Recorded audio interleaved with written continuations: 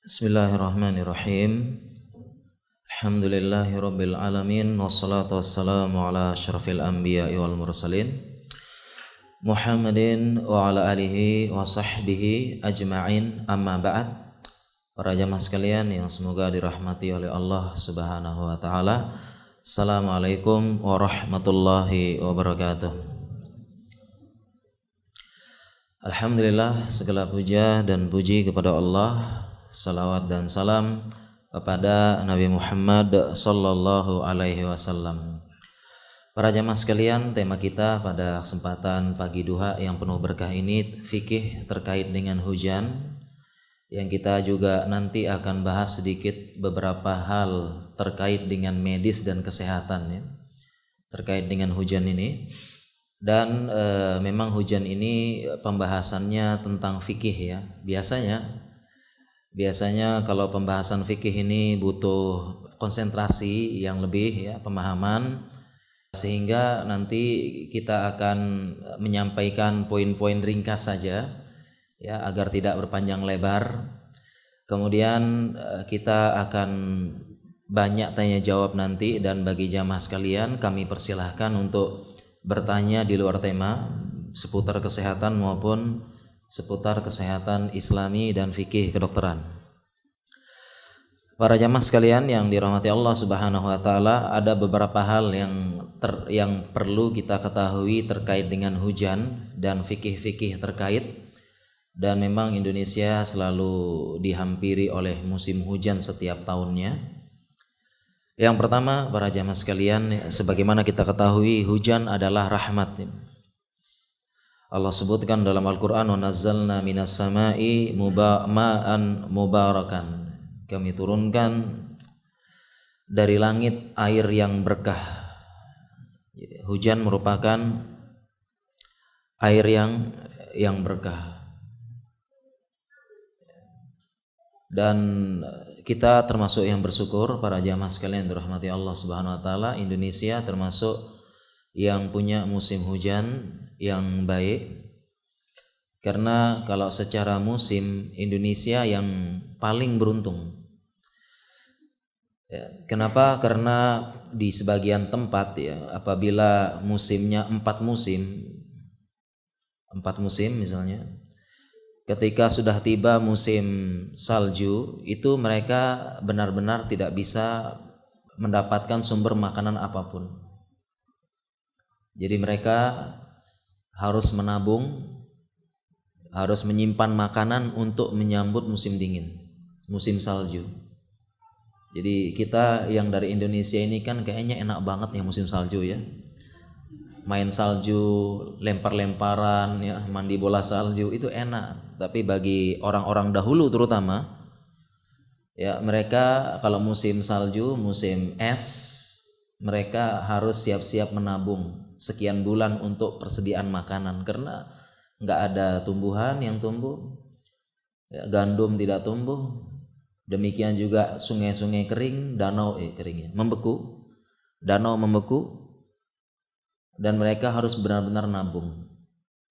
Keluar sulit, jalan tertutup dan sebagainya ya, jadi kita kelihatannya kok enak gitu ya, tapi bagi yang menjalani, kita kan datang liburan tok seneng tapi yang menjalani mereka harus ngumpul. Ini kita termasuk yang bersyukur Indonesia. Kemudian di Indonesia kita juga termasuk yang bersyukur karena beberapa negara tidak turun hujan. Negara Afrika, negara sebagian Arab tidak turun hujan seperti kita, kering. Bahkan kalau kita sedang musim banjir, di Australia infonya sekarang musim kebakaran hutan. Kebakaran hutan. Dan lebih mending, masih lebih mending hujan deras daripada panas yang berkepanjangan. Jadi kita bersyukur. Jadi kalau mau banding-bandingkan begitu ya, hujan yang lebat terus gitu keras seharian masih lebih mending daripada hujan panas berkepanjangan, panas. Apalagi sampai kebakaran, subhanallah. Panas. Dan kita termasuk yang mendapatkan rahmat dari Allah Subhanahu wa taala, mendapatkan hujan. Ya, mendapatkan hujan. Kemudian ada beberapa dalil lain juga yang menyebutkan bahwasanya hujan ini berkah, membawa kebaikan yang banyak, menumbuhkan tumbuhan, memberikan mata air. Alhamdulillah kita di Indonesia. Dalil yang lain yang menunjukkan bahwasanya dari Anas bin Malik rasanya ketika turun hujan Rasulullah Shallallahu Alaihi Wasallam keluar. Kemudian beliau menyibakkan sebagian bajunya, dia buka, kemudian dibiarkan sebagian anggota badannya mengenai hujan.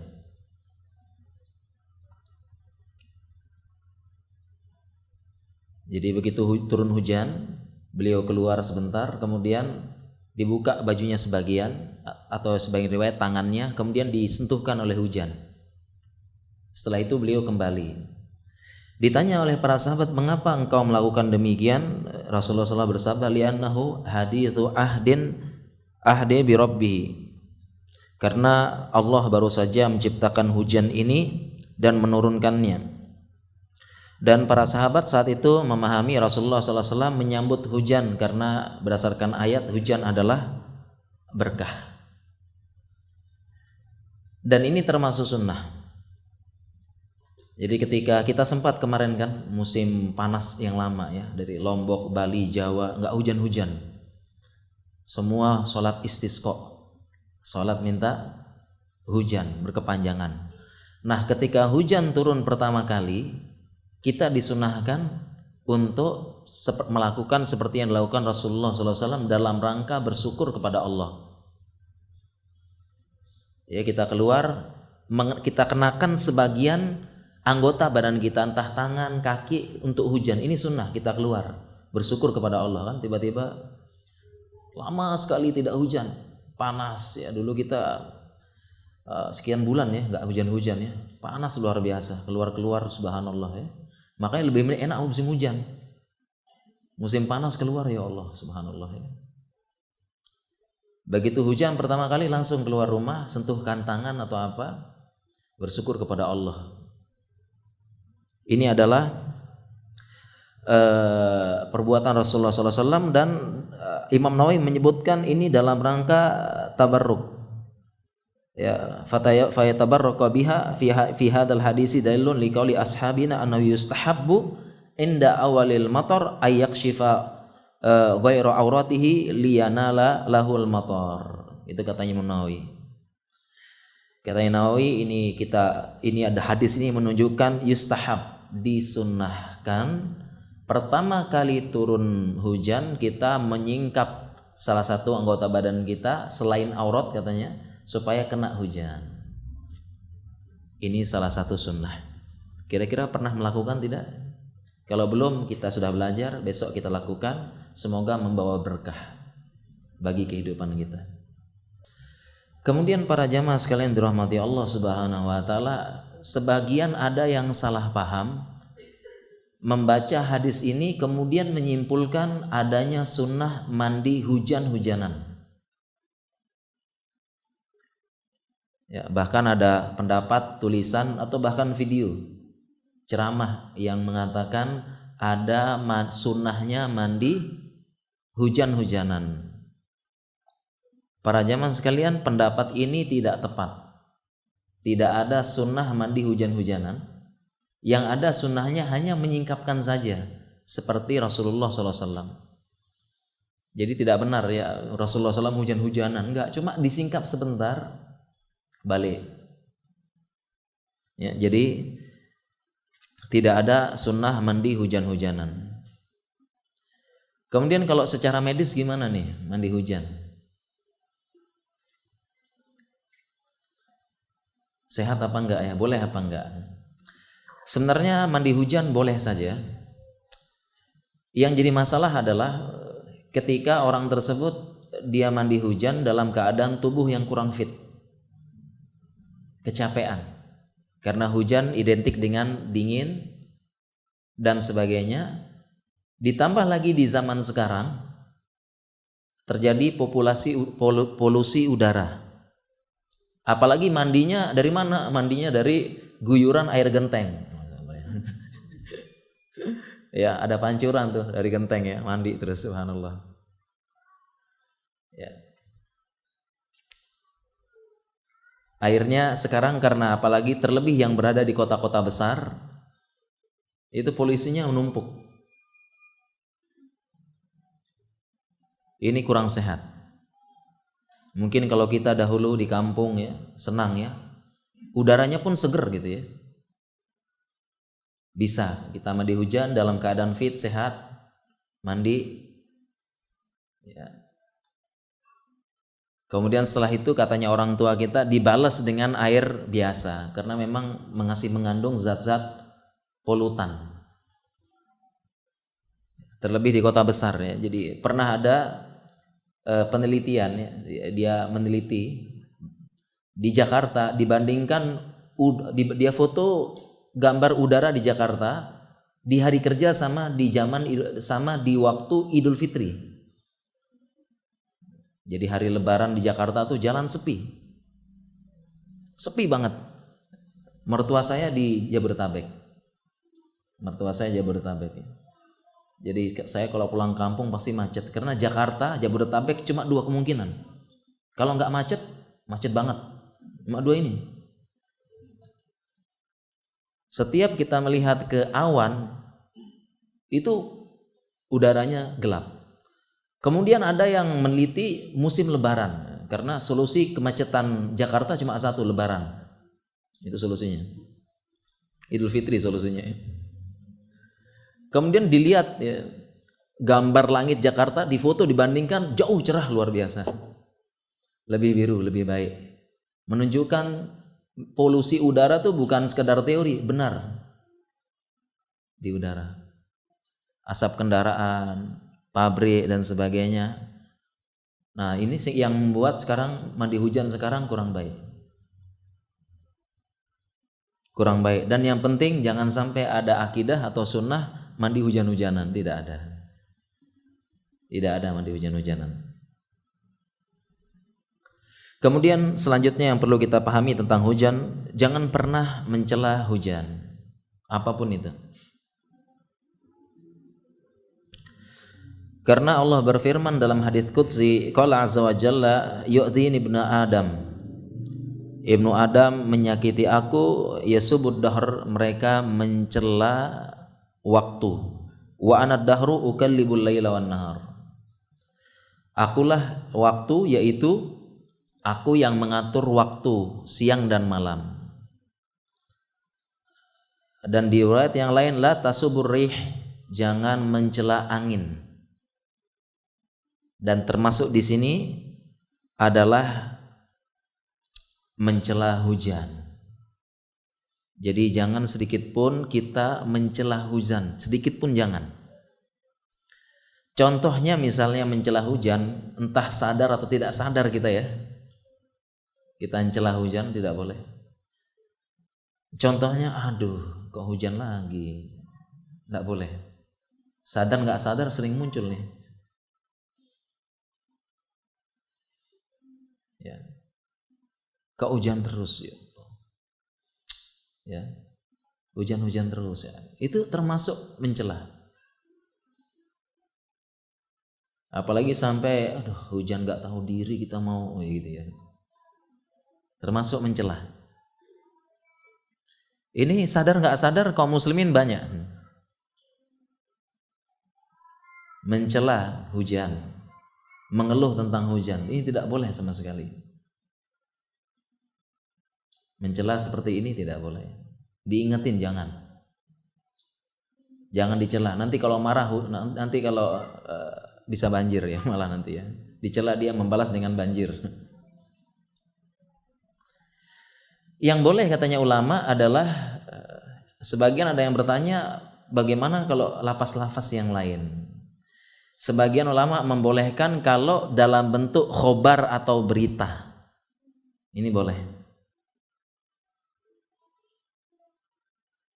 Boleh kalau kita bahasanya mimba bil khobar, sekedar memberitakan. Ini boleh. Contohnya, aduh sepatu saya rusak karena hujan. Boleh. Mimbabil khobar. Sekedar memberitakan. Ya. Aduh macet nih, terlambat karena hujan. Boleh. Ya. Ini boleh kita dalam rangka memberikan khobar. Memang faktanya begitu kan? Boleh jadi. Yang tidak boleh kita mencela, ya, mengeluarkan kata-kata yang tidak baik. Ini tidak boleh. Kemudian fikih hujan selanjutnya yang perlu kita pahami para jamaah sekalian dirahmati Allah Subhanahu wa taala. Ada beberapa doa ketika hujan. Pertama, ya, ketika hujan turun, kita membaca doa yang semua sudah hafal insyaallah. Allahumma shayyiban nafi'ah. Ya Allah, shayyib itu turunkanlah, limpahkanlah hujan yang bermanfaat. Ketika pertama kali turun. Di riwayat yang lain, Allahumma shayyiban hani'an. Sekali-sekali pakai yang beda dong gitu ya. Allahumma shayyiban hani'an. Sekali-sekali. Ini supaya membedakan ngaji apa enggak gitu kan. Ya Allah, turunkanlah hujan yang hani'an, sama juga bermanfaat. Nyaman, hani'am faqulu minha hani'am mari'a. Sama juga sekali-sekali. Kemudian juga kalau hujan pasti angin kencang. Kita juga kalau bisa baca doanya. Allahumma inni as'aluka khairaha wa khaira ma fiha. Ya Allah, aku meminta kepada Engkau kebaikan angin ini dan kebaikan yang dibawa oleh angin ini. Khaira ma ursilat bihi wa a'udzubika min syarriha wa syarri ma fiha ma ursilat wa syarri ma ursilat bih. Dan aku berlindung dari angin ini yang buruk dan keburukan yang dibawa. Ya, kalau sudah mulai kencang, sudah mulai kadang-kadang pohon sampai tumbang. Ya, bahkan waktu saya ke Lombok dengar berita ada 2 orang meninggal karena ketimpa pohon. Waktu saya pulang ke Lombok. Yang pertama teman saya dokter spesialis penyakit dalam, dokter senior, meninggal. Lagi bawa mobil jatuh. Pohon menimpa mobil, meninggal di tempat. Satunya lagi adalah kepala polisi di Lombok. Sama, sedang bawa mobil jatuh, timpa. Angin kencang. Kemudian doa selanjutnya ketika hujan berhenti. Ini ada doanya. Doanya mungkin belum banyak yang tahu. Doanya saya sebutkan pelan-pelan. Mutirna bifadlillahi wa rahmatih. Mutirna, kami diberikan hujan, bifadlillah, dengan keutamaan dari Allah dan rahmatnya. Ringkas ternyata ya. Jadi setelah berhenti hujan, doanya seperti ini. Mutirna bifadlillahi wa rahmatih. Ya, ini doa setelah hujan.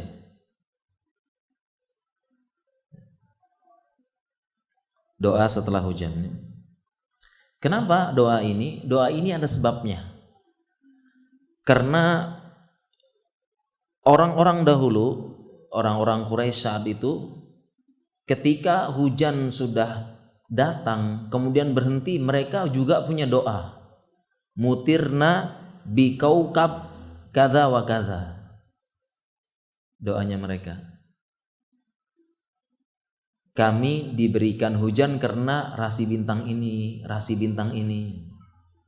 Itu diganti kesyirikan jelas. Syirik. diganti oleh Rasulullah SAW, mutirna bi fadlillahi wa rahmatih. Ya, kita cobalah praktekkan sunnah. Karena para jamaah sekalian, jangan pernah kita meremehkan sunnah, karena sunnah itu membawa keberkahan hidup. Hidup kita akan mudah, nyaman, dimudahkan beramal, dimudahkan menghadapi musibah-musibah dan ujian-ujian dunia. Itu namanya keberkahan hidup. Jadi jangan remehkan sunnah tersebut. Ya, jangan pernah remehkan, kita usahakan. Kemudian doa selanjutnya yang cukup penting, doa untuk mengalihkan hujan. Agar tidak menjadi banjir dan bencana. Karena pernah di zaman Rasulullah Sallallahu Alaihi Wasallam ada orang Badui datang, ya Rasulullah, ini kering semuanya, ternak-ternak mati. Berdoa kepada Allah supaya agisnal ghais, turunkan kepada kita hujan. Kemudian beliau ketika itu masih di mimbar berdoa, turun langsung hujan lebat.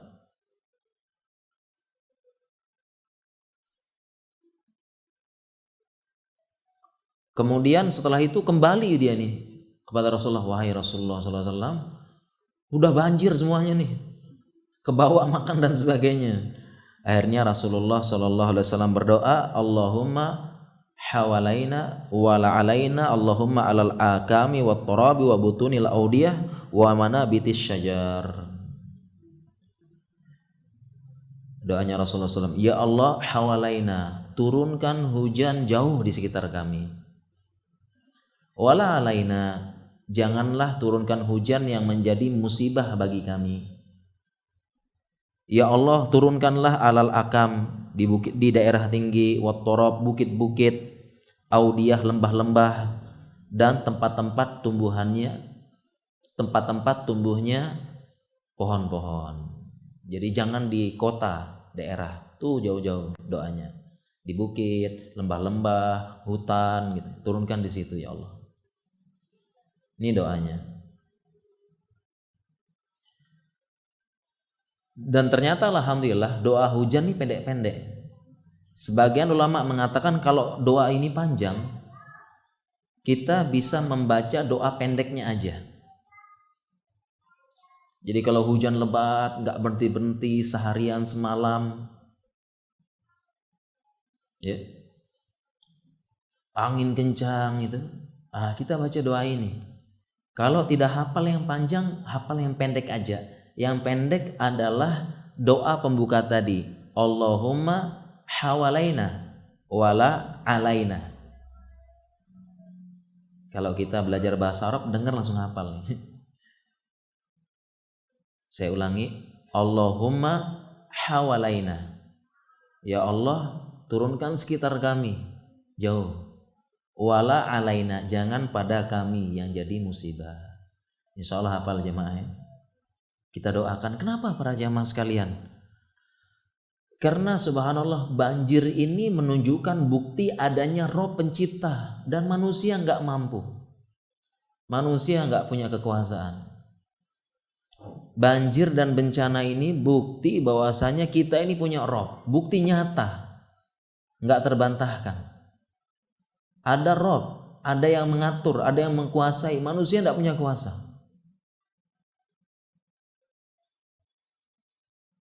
Memang ada teorinya, banjir ini ada sebabnya. Entah teorinya pertama banjir karena sampah-sampah, pada buang sampah. Jadi masyarakat buang sampahnya di mana? Di kali. Ketika banjir, pemerintah ngapain aja sih? Gitu ya. Teori pertama. Teori kedua katanya gedung-gedung sudah menghabisi tanah. Tanah sudah tidak punya serapan.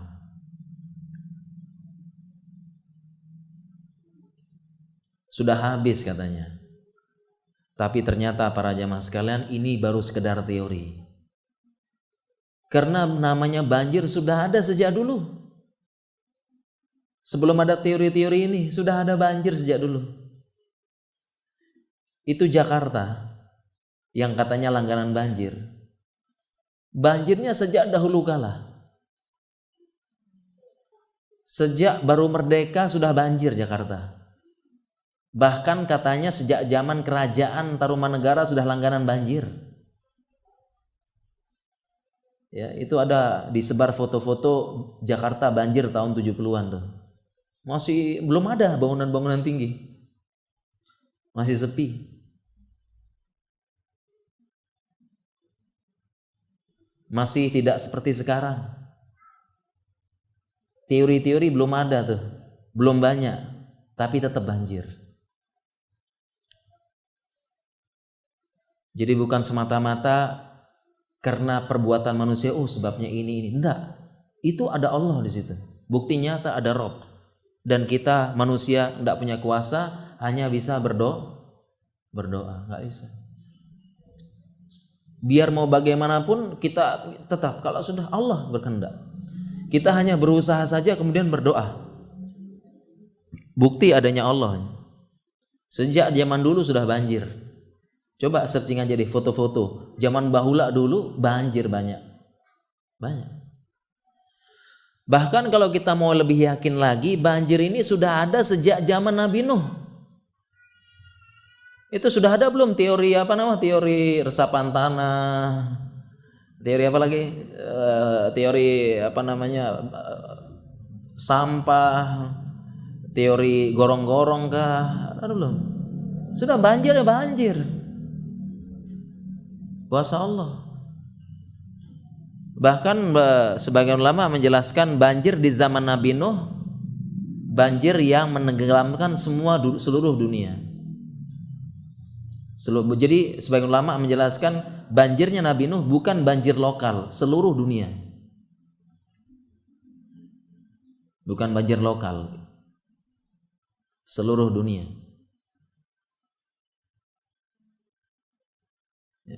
Dan tidak bisa dibayangkan saat itu banjirnya sampai mencapai gunung. Pernah enggak kita dapat zaman sekarang seperti gitu, banjir mencapai gunung? Enggak ada. Bukti kekuasaan Allah. Sampai gunung, karena dalam Al-Quran ketika Nabi Nuh sudah di atas kapal bersama 3 anaknya, ada satu anaknya yang enggak ikut. Ya tidak? Sama istrinya, 1 anaknya namanya Kan'an, sedangkan yang 3 namanya Ham, Sam, Yafid. Kan'an, wahai anakku, yuk naik ke kapal, katanya. Tapi Kan'an nggak mau, tetap dia naik gunung. Sa'awi ilal jabal ya'simuni minal ma', katanya Kan'an dalam Al-Quran dikisahkan. Enggak bapakku, saya akan berlindung ke gunung, saya lari ke gunung. Gunung ini akan menjagaku dari banjir, katanya. Ternyata gunung pun tenggelam. Bukti kekuasaan. Jadi banjir para jamaah sekalian bukan hanya sekedar teori.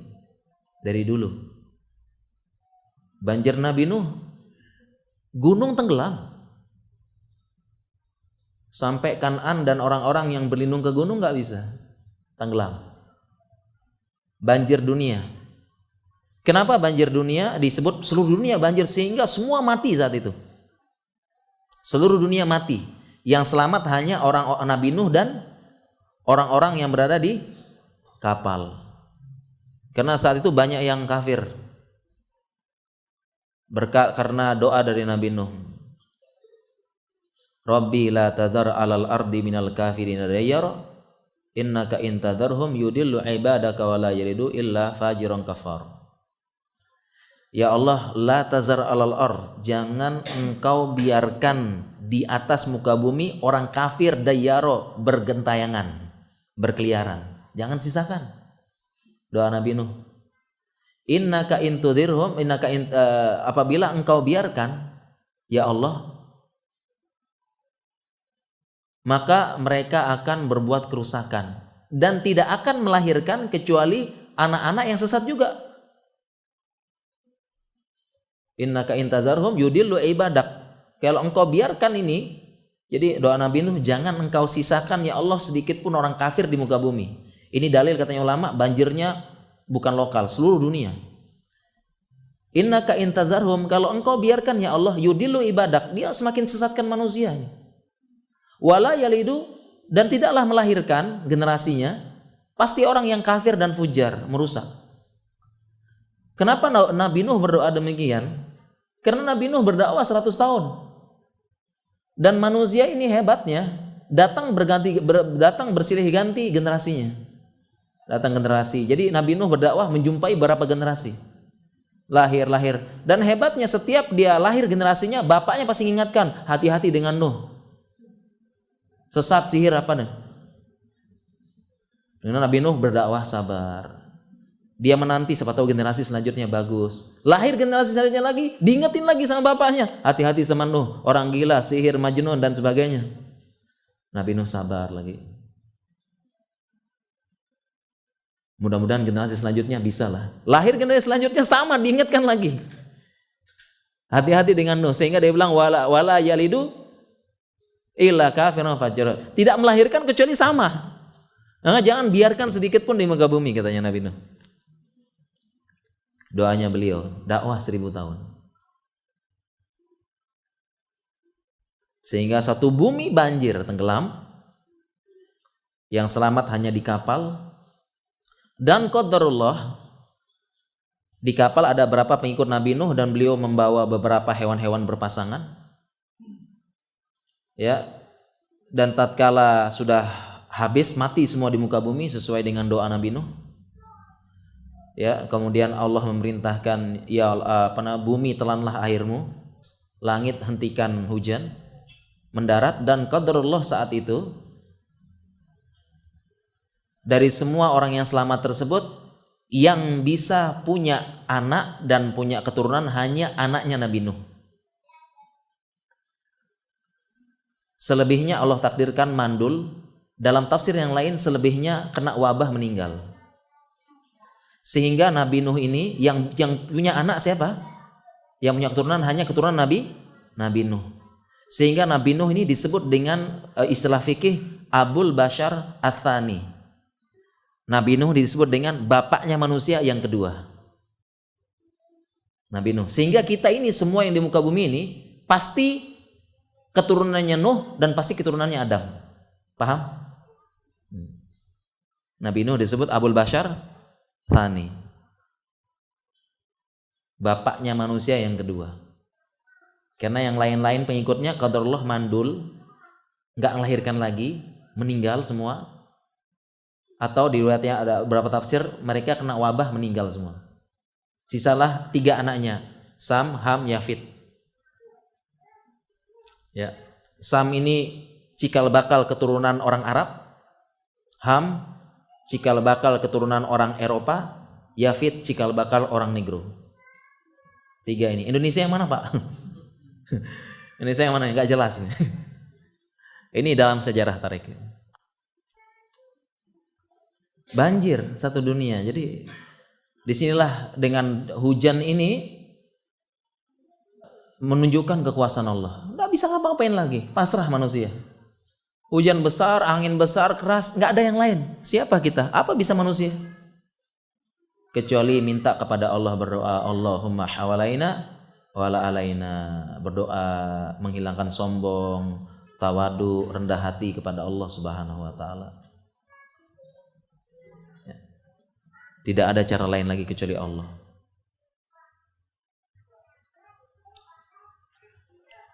Ya.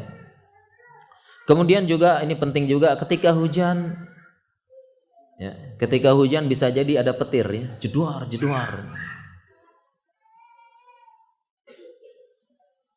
Ada petir. Nah, ketika ada suara petir ini, ya, kita melihat atau mendengar ada doanya juga. Hendaknya kita berusaha menghafal subhanallazi yusabbihu ar-ra'du bihamdihi wal malaikatu min khifatihi. Ya, nanti ini agak panjang, coba nanti lihat di buku zikir, ya. Subhanalladzi yusabbihu ar-ra'du bihamdihi, maha suci Allah yang ra'du, kilat, petir bertasbih kepada Allah, wal malaikatu dan malaikat juga bertasbih min khifatihi karena takut kepada Allah Subhanahu wa taala. Ya, ini mendengar suara petir atau ra'du, guntur, duar, kita baca doanya. Ya, kita baca doanya. Kemudian kalau ada petir, kita pertama kalau ada petir berhenti langsung. Jangan lari malah. Kemudian kalau ada petir justru jangan berlindung di bawah pohon. Apalagi di bawah tiang listrik. Justru kalau ada petir yang banyak kita ke tanah lapang. Justru kalau sedang ada petir kita kalau bisa segera masuk ruangan. Segera masuk ruangan. Masuk ruangan ke gedung kemana. Yang penting jangan berlindung di bawah pohon. Yang lagi berenang keluar. Segera masuk ruangan. Ya. Kalau memang terpaksa di tanah lapang ya, dalam keadaan duduk. Ya. Dan alhamdulillah ya, kita juga alhamdulillah meskipun di Indonesia ini curah hujan cukup tinggi, tapi petirnya nggak terlalu besar. Alhamdulillah ya. Sehingga di Indonesia ini jumlah orang meninggal karena petir sedikit sekali. Sedikit di Indonesia alhamdulillah ya. Tapi di luar negeri ya orang yang meninggal karena petir lebih banyak daripada Indonesia. Banyak. Di Indonesia alhamdulillah mungkin jarang banget kita dengar berita ya. Di luar negeri sering. Ya alhamdulillah ya. Dan langsung meninggal di tempat. Kena petir, cepat langsung meninggal. Ya, bukan karena listriknya, tetapi listriknya tersebut mengacaukan jantungnya, langsung meninggal. Selain sengatannya juga, tapi jantungnya juga langsung berhenti, meninggal. Kemudian para jamaah sekalian dirahmati Allah, masih tentang fikih hujan.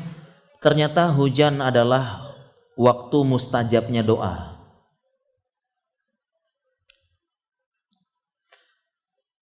Utlubu istijabat doa istijabatid doa inda thalas, kata Rasulullah SAW, mintalah, berdoalah istijabahnya doa ketika 3 keadaan. Pertama, inda iltiqail juyus, ketika berperang. Itu berperang juga waktu mustajab berdoa. Kemudian wa iqamis shalah, di antara menjelang salat, azan dan iqamat. Kemudian yang ketiga nuzuliz ghaidz, ketika turunnya hujan. Jadi ketika hujan kita waktu mustajab kita berdoa pada Allah Subhanahu wa taala, mengangkat tangan berdoa. Salah satunya minta doa rahmat, keberkahan dan kemudahan hidup. Ya, jadi ketika hujan itu berdoa, bukan yang lain-lain ya, keingat kenangan lalu gitu ya. Hujan ya, pas hujan ada yang keingat punya kenangan-kenangan ketika hujan ya, diingat entah ingat mantan lah, ingat apalah ya. Yang paling penting yang wajib diingat ya ingat jemuran gitu. Nah, itu wajib diingat ya. Jadi waktu mustajab para jamaah sekalian. Kemudian ada juga yang kemudian yang perlu kita pahami juga fikih tentang hujan. Nah, ini juga ada pendapat yang mengatakan berobat dengan air hujan. Nah, ini. Sunnah berobat dengan air hujan gitu. Ini sunnah lagi. Pendapat terkuat tidak ada sunnah berobat dengan hujan, nggak ada. Tapi pendapat ini ada yang menyampaikan. Coba aja searching tuh. Berobat hujan, keluar tuh videonya, ustadznya ceramah dan sebagainya, berobat dengan hujan. Pendapat terkuat nggak ada, dalilnya nggak ada. Mereka berdalil dengan tadi yang hadisu ahdin tadi, yang baru turun kemudian disingkapkan. Ini tidak ada istidlal, berdalil seperti ini nggak ada. Sehingga tidak ada sunnah berobat dengan air hujan, tidak ada ajaran dalam Islam berobat dengan air hujan, nggak ada. Entah itu mandi, entah itu diminum, entah itu apa, tidak ada sunnah berobat dengan air hujan. Meskipun ada pendapat ini dan ada yang menyampaikan dengan dalil yang kurang tepat, nggak ada. Ya. Tidak ada. Mereka dalil mereka berobat dengan hujan karena berkah. Jadi digunakan untuk berobat. Ini tidak benar ya, dalil yang tidak tepat. Karena berbeda berkah dengan berobat. Berbeda. Apalagi sudah kita jelaskan, hujan zaman sekarang sudah banyak airnya udah kena polusi dan sebagainya. Ya. Jadi tidak benar. Dan tapi yang di ulama yang salah satu fikih yang perlu kita pahami juga, ternyata beberapa ulama berpendapat disunahkan berwudu dengan air hujan.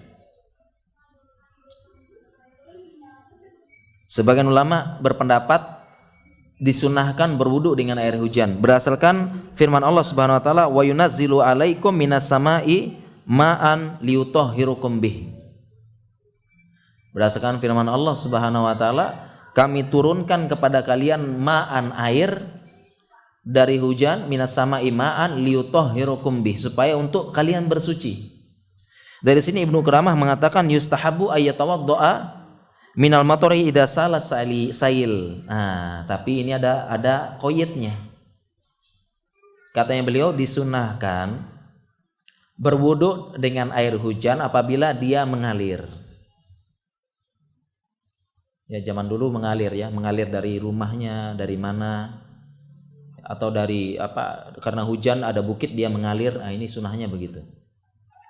Ya, disunahkan ketika salal sail. Adapun kalau hujan ditampung sama ember pakai wudu, wallahu alam. Bukan ini maksud Ibnu Qudamah. Ya, iza sala sail, kalau dia mengalir. Mungkin zaman dulu dari atap rumahnya atau dari bukit-bukit turun. Zaman dulu bisa. Ya.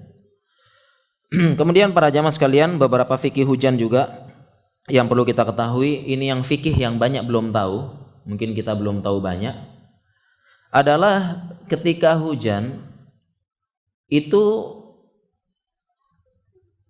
kalau ketika hujan lebat, ini hujan lebat ya, ketika azan ada tambahan lafaznya. Yang ini mungkin banyak belum tahu sunnah ini. Sunnah belum tahu. Kalau kita praktekkan orang-orang mungkin kaget. Jadi ketika hujan lebat itu kalau orang lagi azan ada lafaz tambahannya. Lafaz tambahannya adalah ada beberapa riwayat. Pertama, shollu fi buyutikum. Salatlah di rumah kalian. Di riwayat yang lain, ala shollu fi rihalikum. Salatlah sama di rumah kalian juga. Di riwayat yang lain, ala shollu fi rihal. Salatlah di rumah kalian. Yang paling mudah diingat, shollu fi buyutikum. Salatlah di rumah kalian.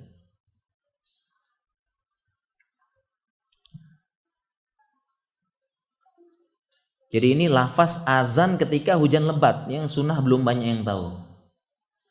Kemudian ada beberapa pendapat ini disebutkan di mana. Pendapat pertama, shollu fi buyutikum ini menggantikan hayya 'alas shalah. Jadi ketika hujan nggak ada hayya 'alas shalahnya, diganti shollu fi buyutikum gitu.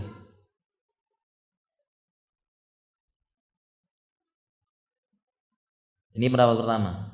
Pendapat yang kedua, shollu fi buyutikum diucapkan ketika selesai azan, di akhir azan. Jadi setelah selesai azan, Allahu Akbar, Allahu Akbar, la ilaha illallah, baru kita tambahkan shollu fi buyutikum 2 kali, sebagaimana pengulangan lafaz azan 2 kali, shollu fi buyutikum. Dan beberapa pendapat terkuat, ya, pendapat terkuat adalah yang dipilih oleh Imam Nawawi. Kita kan Indonesia ini katanya mazhab Syafi'i ya, katanya gitu ya. Dan Imam Nawawi ini mazhab Syafi'i, ya, ulama Syafi'iyah. Nah, Imam Syafi'i lebih memilih pendapat yang kedua, yaitu ditaruh setelah akhir azan, supaya tidak mengurangi lafaz azan yang sempurna. Ya, supaya nggak kaget juga, atau supaya nggak salah juga gitu ya, karena kebiasaan hayya 'alas shalah ya. Jadi ini sunnah yang banyak belum tahu, bahkan muazin juga belum tahu nih. Padahal musim hujan terus, lebat. Kita tambahkan di akhir pendapat yang kuat. Shollu fi buyutikum, kita sama 2 kali. Ya. 2 kali. Ini sunnah ini. Banyak dilupakan sekarang karena memang nggak ngaji. Ya inilah fungsinya kita ngaji, belajar. Hanya saja para jamaah sekalian dirahmati Allah Subhanahu wa taala, kita perlu bijak dalam menerapkan sunnah. Perlu bijak. Karena kita punya kaidah darul mafasid muqaddamun ala jalbil masolih. Kita punya kaidah mencegah keburukan didahulukan daripada mendatangkan maslahat. Sehingga apabila kita ingin melaksanakan sunnah, dapat maslahat apa enggak? Dapat. Tetapi masyarakat sekitar belum tahu sunnah ini, bahkan dikira nanti amalan aneh-aneh, nanti mereka protes, ya, ditambah lagi cap Wahabi dan sebagainya gitu ya. Maka lebih bijak tidak kita terapkan kalau masyarakat belum siap dengan lafaz tambahan sunnah ketika hujan, shollu fi buyutikum. Ini lebih bijak kita jangan terapkan sebelum kita edukasi masyarakat.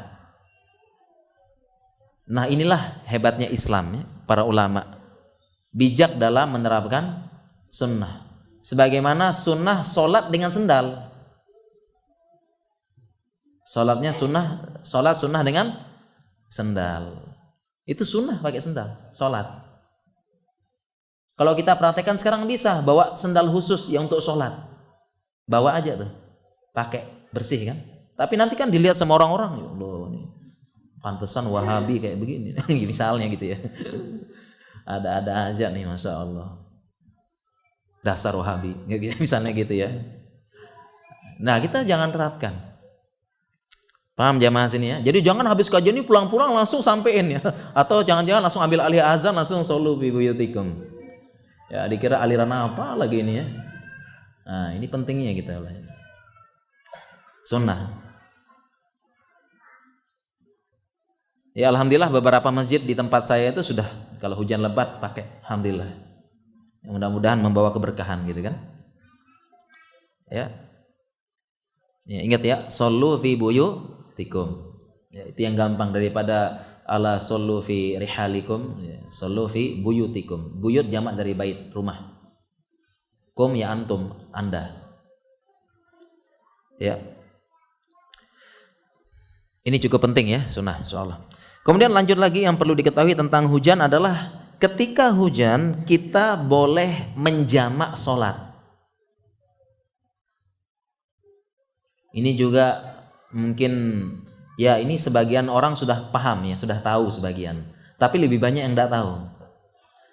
Jadi ketika hujan lebat kita bahkan disunahkan.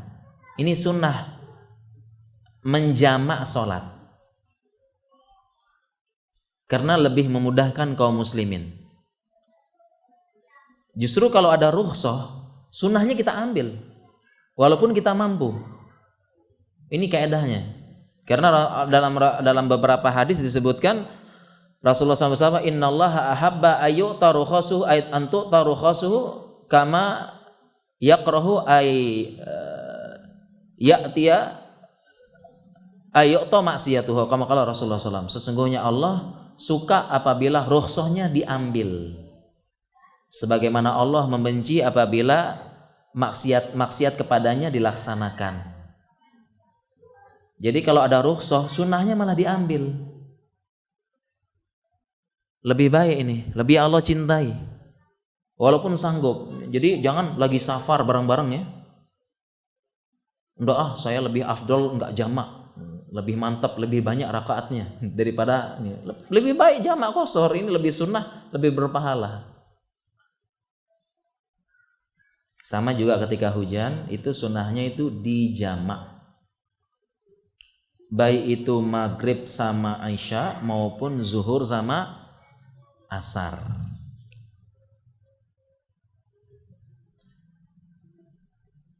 hujan. Dalilnya apa? Dalilnya dari beberapa dalil dari Ibnu Abbas.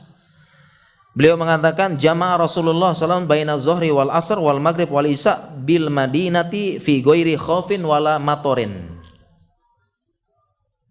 Ini katanya Ibnu Abbas, Rasulullah SAW pernah menjamak sholatnya, mau nggak mau di masjid ya, karena beliau imam, antara zuhur sama asar, maghrib sama isya, tanpa ada rasa takut. Yang kedua, tanpa hujan. Dari hadis ini berarti dalilnya boleh menjamak karena takut perang dan sebagainya, bencana boleh dijamak. Lagi bencana gempa, habis gempa besar terus susulan, jamak boleh. Yang kedua, hujan boleh menjamak. Nah, saat ini Rasulullah SAW pernah menjamak tanpa hujan, tanpa rasa takut. Dari sini dalil bahwasanya jamak tersebut boleh kita lakukan ketika ada hajat penting. Sehingga fikihnya jamak ini adalah haknya orang yang punya hajat penting, dan qasar itu haknya orang yang safar saja. Paham kan? Kalau qasar itu haknya orang safar saja. Tidak ada keadaan lain yang membolehkan qasar kecuali safar. Sedangkan jamak ini adalah haknya orang yang punya hajat penting. Contoh, ibu yang merawat anaknya, nggak bisa ditinggal sama sekali, boleh dijamak.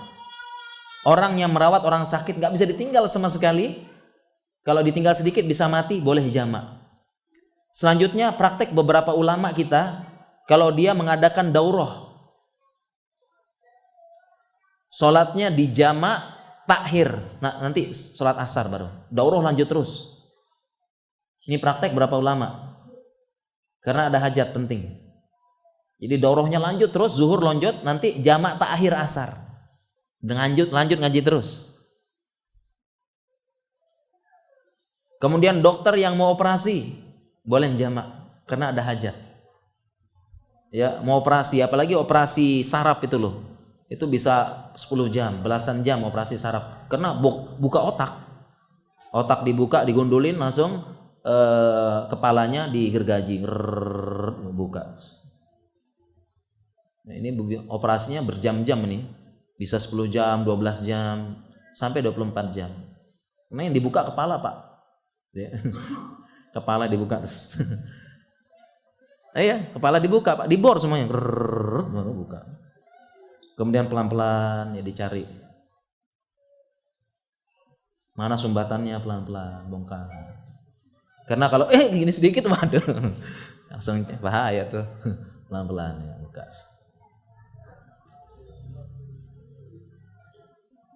Bisa 11 jam. Ini kalau seperti ini boleh jamak. Sebelum sholat jamak dulu, jamak takdim, baru operasi. Boleh. Ya. Ini fikihnya seperti ini. Ya. Jadi kalau hujan boleh dijamak, kemudahan. Kemudian, ini juga jangan kita asal jamak saja ya, ada aturannya. Yang pertama, ini hujan yang bagaimana sih yang membolehkan supaya jamak? Jangan-jangan baru rintik-rintik jamak yuk, rintik-rintik. Ya, sebagian ulama menyebutkan kaedahnya yang membolehkan kita jamak ya, ketika masuk sholat waktu zuhur hujan, yang membolehkan kita jamak adalah keadaan hujan yang menyebabkan kita basah kuyup. Jadi kalau hujan kita keluar langsung basah kuyup semuanya, ini adalah patokannya. Keadaan hujan yang membolehkan kita apa? Jamak, yaitu ketika kita keluar kita basah kuyup.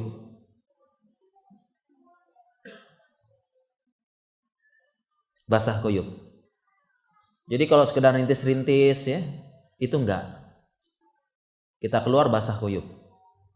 Ya, insya Allah paham lah kita hujan yang lebat gitu, udah sudah itu berarti. Itu yang membolehkan kita jamak. Bahkan sebagian ulama mengatakan setelah hujan pun Bisa kita jamak apabila keadaan tanahnya becek dan banjir. Boleh. Ya. Keadaan becek dan banjir itu boleh. Sebagaimana dalam kitab Zadul Mustaqni, au adza bimatorin au hal. Karena gangguan hujan atau tanah yang berlumpur sehingga menyulitkan datang sholat berjamaah. Ya. Ya, jalan yang kotor, jalan yang banjir, berlumpur, susah jalan jamaah, sampai masjid malah kakinya apa? Kotor, itu uzur boleh jamaah. Dan juga ini yang lebih penting lagi para jamaah, kita boleh menjamaah itu adalah bagi orang yang sholat berjamaah di masjid. Ini penting ya. Boleh menjamaah itu bagi orang yang sholat berjamaah di masjid. Jadi jangan lagi hujan, nggak berangkat ke masjid, sholat di rumah, di jamaah nggak boleh. Di rumah ya nggak boleh jamaah sendiri.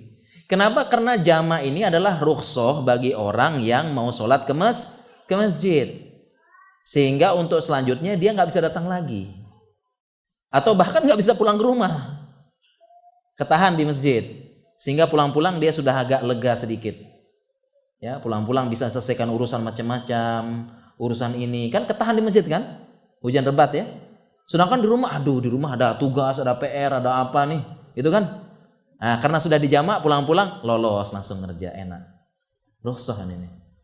Tapi kalau di rumah sendiri, gitu ya, hujan lebat jamaah nggak boleh. Walaupun jamaah sama istri di rumah nggak boleh. Ya, yang boleh jamaah adalah di masjid. Kemudian fikih selanjutnya, yang berhak melakukan jamaah adalah haknya imam. Yang berhak melakukan jamaah adalah haknya imam. Jadi kalau hujan lebat di masjid, imamnya nggak jamaah, jangan jamaah. Jangan nekat buat jamaah sendiri, jamaah terus, nggak boleh. Jamaah itu haknya siapa? Imam. Jadi walaupun hujan lebat, imamnya nggak jamak, nggak boleh kita nekat sendiri. Yuk, ya imamnya nggak mau nih, kita yang jamak sendiri, nggak boleh. Itu haknya imam. Dan yang kedua nggak boleh paksa-paksa imam juga, Pak. Jamak apa enak dia nggak mau, nggak boleh maksa-maksa ya, nggak boleh.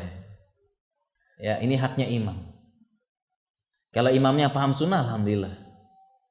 Imamnya ngajak sholat jamak, alhamdulillah. Walaupun hujannya sebentar, intinya saat itu hujan lebat.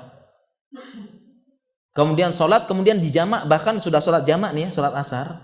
Setelah salam, berhenti hujannya, sah sholatnya.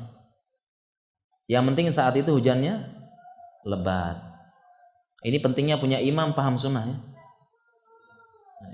Dia hujan lebat, kita jamak para jamaah sekalian. Ya jamak, 4 rakaat sholat asar. Supaya pulang kita mudah. Ya, tinggal lanjut terus pekerjaan yang tertunda karena hujan. Ini kemudahan dari Allah Subhanahu wa taala. Ya, menjamak. Ya. Menjamak hujan, menjamak apa nih ya. Dan ini sayangnya sepertinya belum semua masjid menerapkan. Belum semuanya ya sepertinya, atau belum tahu, atau mungkin kaget mungkin nanti ya. Diterapkan ini kaget nanti, belum tahu sunnah. Ya. Dan bagi imam, walaupun dia sudah jamak, dia wajib sholat asar lagi, sholat sunnah mengimamin manusia, paham ya? Jadi bagi imam, ya, imam masjid, walaupun dia sudah jamak sholat asar, jamak takdim, nanti asar dia tetap mengimamin manusia lagi. Dia sholat sunnah, dia statusnya sholat sunnah, ini sholat wajib. Jadi imamnya tetap ngimamin. Itu konsekuensi jadi imam. Jadi bukannya setelah dijamak kemudian asarnya nggak ada sholat jamaah, enggak. Tetap imam menyolatkan manusia, memimpin. Bagi yang belum sempat sholat jamaah, ini fikihnya. Makanya cukup penting ya ada fikih untuk imam, fikih untuk jadi jangan asal angkat gitu. Siapa muazinnya? Ini nih, nggak ada kerjaan, gitu ya dia. Dia aja nih. Kurang dia nggak ada kerjaan, nggak sibuk, dia aja yang mesti muazinnya.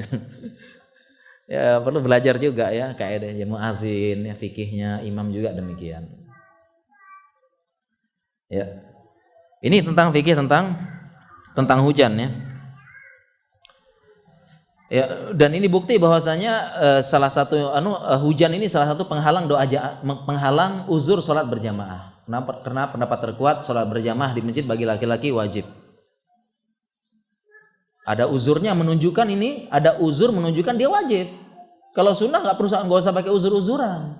Sehingga ini bukti bahwasanya pendapat terkuat lah bagi laki-laki wajib sholat di masjid kalau mendengarkan azan. Karena logikanya, dalil istidlalnya, kalau dia sunnah nggak perlu pakai uzur-uzur. Kan sunnah kan? Nggak usah pakai uzur. Karena dia wajib, makanya hujan salah satu uzur sholat berjamaah. Kalau sunnah nggak usah pakai uzur, nggak dipaksa kan? Dalil terkuat. Sholat berjamaah wajib bagi laki-laki di masjid yang mendengarkan azan nida. Apalagi kita bahas fikihnya, ada orang buta, nggak ada yang menuntun, kemudian dia lewat kebun-kebun yang banyak binatang buasnya, minta uzur kepada Rasulullah SAW, ya Rasulullah, saya begini. Kemudian Rasulullah SAW mengatakan, asami'tan nida, apakah engkau mendengar azan? Jawabnya iya. Fa'ajib, kalau gitu tunaikan. Ya kan? Tunaikan katanya Rasulullah. Orang buta nggak punya penuntun dan lewat hutan-hutan yang kebun-kebun yang di situ ada binatang buas. Katanya Rasulullah SAW penuhi. Ya. Kemudian para jamaah sekalian dirahmati Allah Subhanahu Wa Taala, masih fikih hujan sedikit terakhir mungkin ya. Apabila terjadi banjir maka kita banyak istighfar pada Allah Subhanahu Wa Taala. Kenapa? Karena pertama semua musibah karena perbuatan manusia. Wa ma asabakum min musibatin fabima kasabat aydikum wa ya'fu an katsir. Apapun musibah yang menimpa di muka bumi ini semua karena ulah tangan manusia.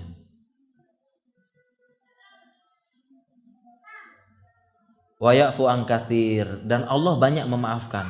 Kenapa? Karena Allah enggak banyak memaafkan, binasa kita ini. Seandainya dosa naik langsung turun balasannya, binasa manusia, habis kita dengan berbagai macam bencana-bencana. Tapi Allah sebutkan wa ya'fu an katsir, Allah banyak memaafkan. Karena kita orang beriman, Pak. Dosa, bencana, kebakaran, longsor, tsunami, apa itu kita yakini karena dosa manusia. Dosa manusia, bukan semata-mata fenomena alam. Dan tadi sudah kita jelaskan teorinya, manusia punya teori gini-gini, tetap bencana. Kuasa Allah. Kemudian ada yang mengatakan, loh kan di Jepang sering gempa kok. Di Australia kebakaran. Ya. Kenapa dikait-kaitkan gempa dengan LBGT ya? Dengan apalagi pelacuran, dengan kenapa gini-gini di sana enggak? Jawabannya apa? Ya sama, mereka udah kafir bermaksiat juga. Sama Allah turunkan juga jadinya kan? Allah turunkan juga. Nah, kita orang yang beriman, ya kita minta sama Allah supaya meminimalkan.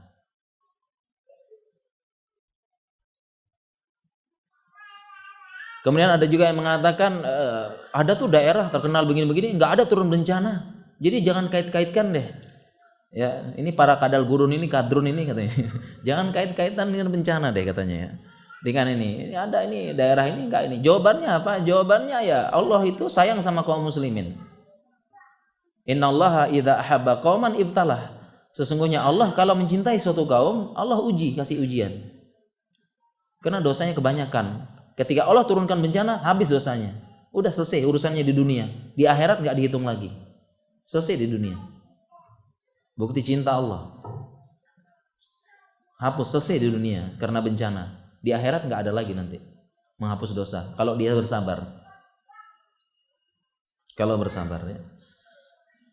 Jadi kalau sampai banjir dan sebagainya kita banyak bersabar kepada Allah Subhanahu. Kita banyak bersabar ya. Kita yakin ini adalah penghapus dosa dan kita kembali kepada Allah Subhanahu Wa Taala.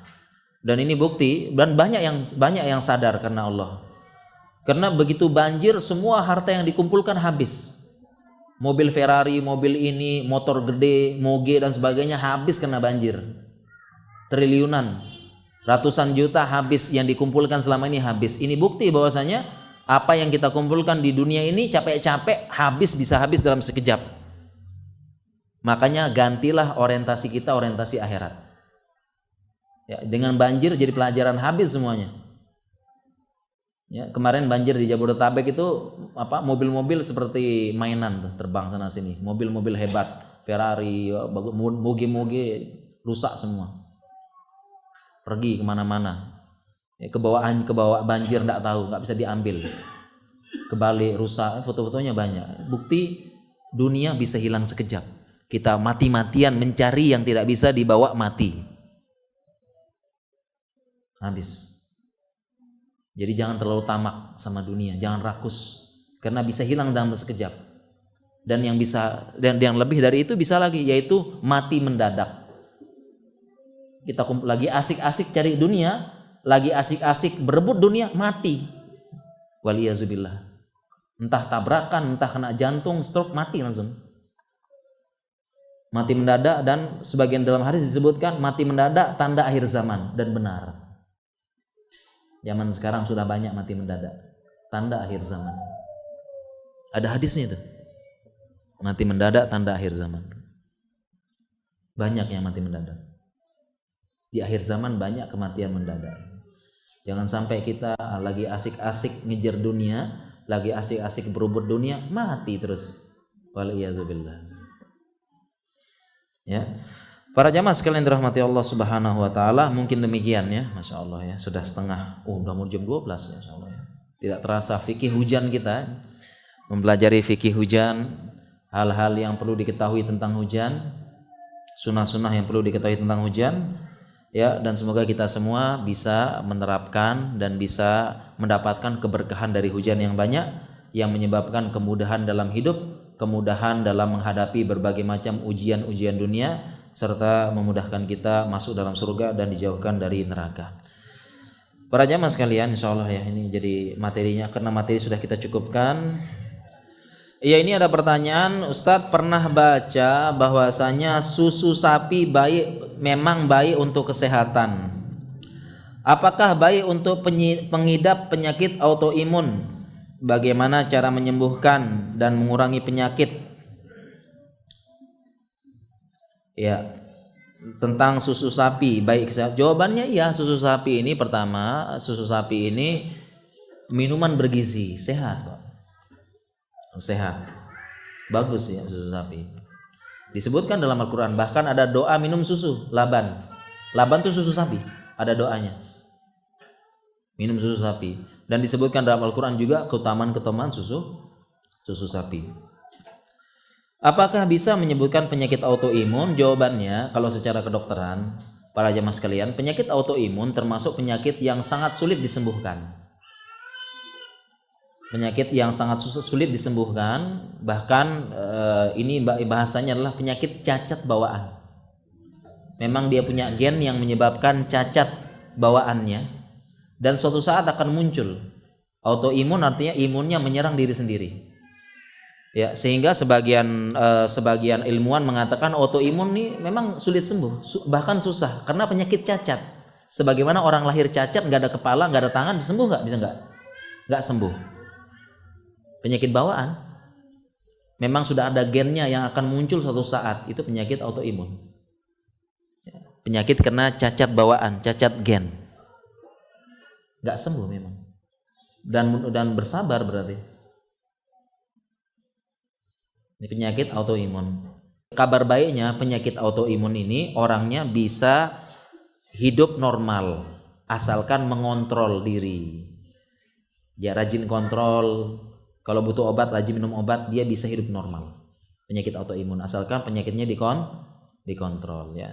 Kalau susu sapi bisa sembuh apa enggak? Nah, ini walau alam. Ya, tadi kita sembuhkan, tidak autoimun kena penyakit cacat bawaan nggak bisa sembuh. Ya, sehingga kalau ada hadis likulli da'in dawa, setiap penyakit ada obatnya, ini ada pengecualiannya. Jadi nggak semuanya ada bisa sembuh. Pertama penyakit bawaan, cacat, Ya, ini juga ada dalilnya. Yang kedua, penyakit illa alham atau al-maut, kan ada pengecualiannya, kecuali penyakit tua dan penyakit kematian. Ya, jadi jangan salah paham ya, semua penyakit ada obatnya. Enggak, ada pengecualiannya, belajar makanya. Baca penjelasan ulama. Ya, termasuk autoimun ini penyakit bawaan, cacat. Sebagaimana lahir enggak ada tangan, enggak ada kaki, sembuh enggak? Enggak. Ya, jadi bersabar aja. Dan kabar baiknya ini yang menderita ini bisa hidup normal, bisa. Asalkan dikontrol. Ustadz, bagaimana hukumnya menggunakan skincare kosmetik yang belum berlabel halal? Ya, qadarullah merek skincare tersebut cocok untuk kulit anak. Merek ini juga produk untuk anak bayi. Masya Allah ya. Ceritanya kulitnya kulit bayi ya. Masya Allah. Sehalus bayi. Bolehkah menggunakannya? Ya, para jamaah sekalian, sebenarnya ini perkara mudah. Ya, karena hukum asal sesuatu itu boleh. Katanya ulama, al-aslu fil asya'a libah. Hukum asal sesuatu itu mubah, halal. Dalilnya adalah huwallazi khalaqalakum ma fil ardi jami'a. Dan Allah lah yang menciptakan bagi kalian semua di muka bumi ini, silahkan pakai. Sehingga hukum asal sesuatu itu halal. Kalau ingin bilang haram, mana dalilnya? Itu kaedahnya. Jadi simpel kita ini, mudah dalam agama. Hukum asalnya apa? Halal. Kalau mau bilang haram, mana dalilnya? Engkau yang buktikan. Jadi kalau berdalil tuh yang benar begitu. Ini hukum asalnya halal. Kalau mau bilang haram, buktikan haram. Jangan bilang mana dalil halalnya. Jadi jangan tanya mana dalil halalnya. Ini salah berdalil gini. Nah, adapun sertifikat halal MUI bukan berarti kalau nggak ada sertifikat halalnya terus haram. Bukan. Kalau begini nanti bakso pinggir jalan itu belum ada sertifikat halal, haram dong. Tempe, tahu gitu ya. Ya, kalau belum ada, jadi jangan sampai berpikir kalau tidak ada sertifikat halal berarti haram atau syubhat. Enggak. Justru keberadaan sertifikat halal ini adalah sekedar untuk membuat lebih tenang dan meneliti. Itu saja. Justru yang dibutuhkan di Indonesia ini sertifikat haram. Loh iya. Kita lebih butuh sertifikat haram. Jelas aja deh, haram ya udah haram bagi umat Islam. Itu aja lebih aman. Karena hukum asalnya halal. Asalnya halal. Sehingga kalau ada kosmetik kan ada kandungannya kan? Lihat aja kandungannya. Kalau kandungannya tidak mengandung hal-hal yang diharamkan boleh. Kalau kandungannya tidak ada, kalau kandungan dari skincare tersebut tidak ada yang haram, udah pakai aja, hukum asalnya halal. Boleh. Boleh, kecuali pas kita baca ternyata kandungannya gelatin dari babi, ya nggak boleh. Tapi kalau kita baca kandungannya nggak ada yang diharamkan, mudah hidup ini. Mudah, nggak usah dibuat sulit. Jangan sampai kita bahasanya takalluf. Takut berlebihan kalau makan. Aduh, makan halal apa enggak ya? Halal apa enggaknya? Takut. Hukum asalnya halal. Sampai ada dalil yang mengharamkan. Simple. Simple ya. Kecuali kalau kita di daerah seperti ini gitu ya. Nah, hati-hati berarti ya. Karena hukum asal sembelihan, kalau kita di luar negeri, di mana hukum asal sembelihan halal kita boleh. Sehingga Rasulullah SAW ketika ke Mekah, ke Syam, kemana itu orang-orang makan aja daging-daging mereka. Para sahabat ketika ke Syam, ke Mesir, negeri kafir saat itu, udah mereka makan. Karena sembelihan halal kita apa? Halal, boleh. Makan aja, mereka saat itu nggak ada tuh haram-haram apa, makan aja. Kecuali terbukti jelas saat itu haram. Ada bukti nyata, dalil berita itu disembelih. Dia nyembelihnya nyebut nama Uzair ibnullah, haram. Selebihnya makan kepada sahabat loh. Nggak ada istilahnya ini. Ya. Nah, tapi kalau selain sembelihan musyrik, haram jelas. Nah, sehingga kasusnya beda. Kalau di sini berarti ya kita hati-hati. Hukum asalnya haram sampai ada dalil yang mengatakan halal gitu ya. Kalau di sini gitu ya. Nah, ini kaidah yang benar. Kalau kosmetik kan banyak, kalau kosmetik kan dari negara barat kan. Jadi ya itu aja, hukum asalnya halal. Ya, ini hukum asalnya halal ya. Begitu aja ya. Ya, jadi sebagian orang ada yang takaluf itu ya, takaluf halal apa enggak, haram ya silakan aja lah. Kalau saya sih yang mudah-mudah saja dari para ulama.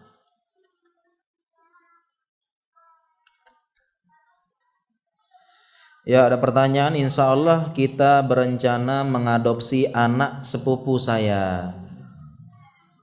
Semoga Allah ridho, amin katanya. Saya juga berencana untuk program mengeluarkan ASI agar anak tersebut menjadi anak persusuan. Bagaimana nanti misalnya yang lahir adalah anak perempuan, apakah menjadi mahram suami apa tidak?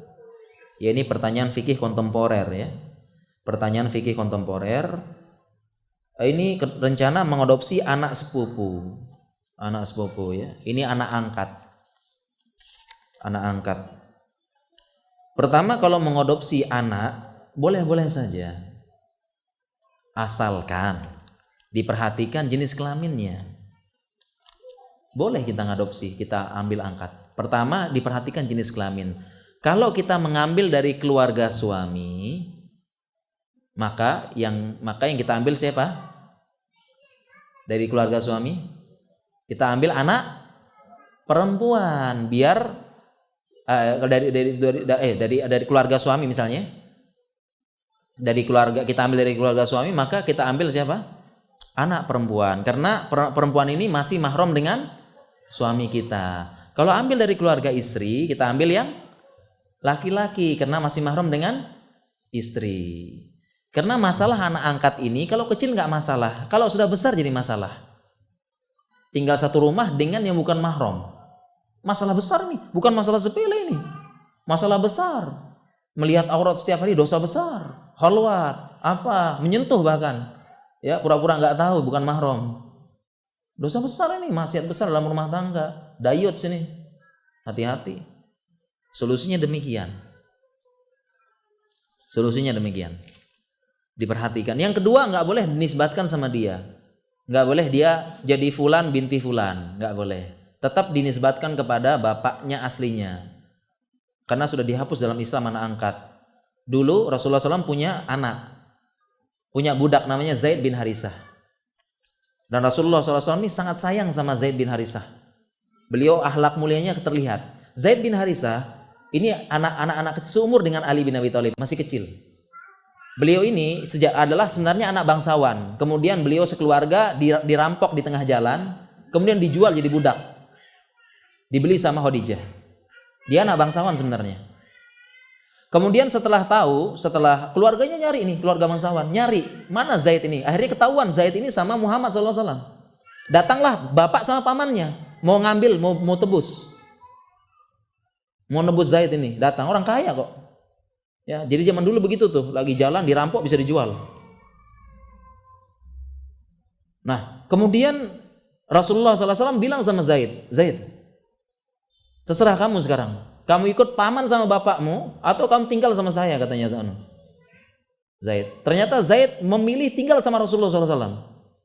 Ini bukti bahwasanya walaupun Zaid budak tapi diberlakukan seperti anak oleh Rasulullah SAW. Mulianya akhlak beliau. Zaid pilih dia Muhammad, padahal bapak sama pamannya jemput.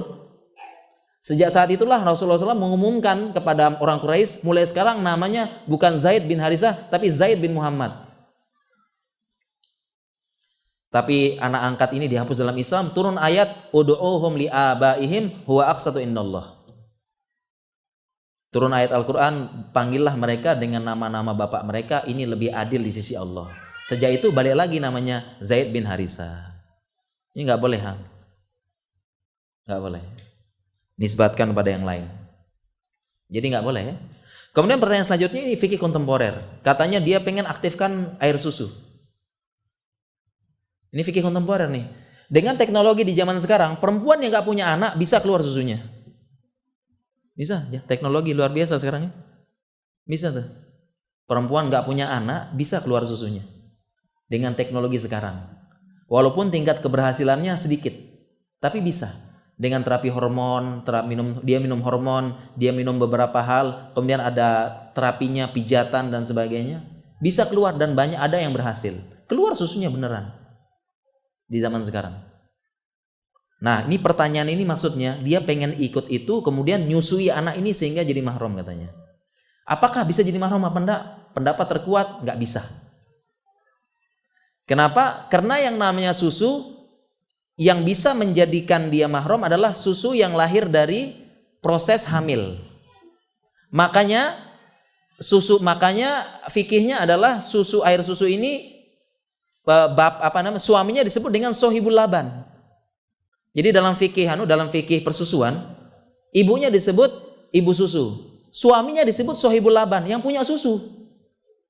Yang punya air susu itu bapaknya. Karena bapaknya yang menyebabkan istrinya punya air susu. Ini fikihnya nih. Suaminya disebut sohibul laban, yang punya susu ini airnya. Karena gara-gara dia istrinya punya air susu. Nah, dan inilah yang bisa menyebabkan jadi mahram dan menyebabkan mahram. Kalau sekedar cuma dengan teknologi keluar air susu dan sebagainya, ini bukan susu yang menyebabkan jadi kemahroman. Enggak. Tidak. Karena ada susu yang dia keluar dari proses kehamilan. Enggak ya. Jadi penjawabnya tidak menjadikan mahram. Ini fikih kontemporer nih. Enggak ada di kitab-kitab zaman dulu. Tidak. Ya. Tidak jadi mahram ya.